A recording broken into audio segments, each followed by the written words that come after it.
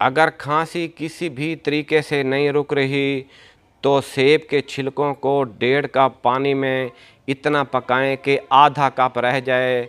अब इसमें 1 चम्मच शहद का मिलाकर चाय की तरह पिएं। इंशाअल्लाह खांसी का नामो निशान भी नहीं रहेगा। अंजीर खाना फालिज की बीमारी से अमान देता है। रोटी खाते वक्त मुंह से लुकमे का गिरना जल्दी अमीर होने की निशानी है। कानों के अंदर खारिश का होना यादाश्त कम होने की अलामत है।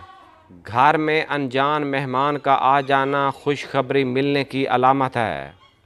हंसते हुए आँख में आंसू आ जाना मुखलिस बंदे की ठोस अलामत है।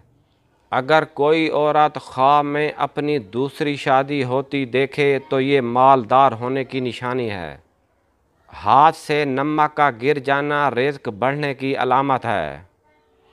अचानक कानों का बंद हो जाना खुशखबरी मिलने की अलामत है। अचानक पेट में दर्द उठना अल्लाह के खुश होने की अलामत है।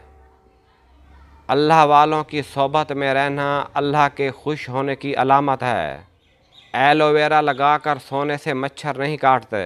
जो औरतें यख ठंडा पानी पीती हैं उन्हें भांजपन की बीमारी लग सकती है।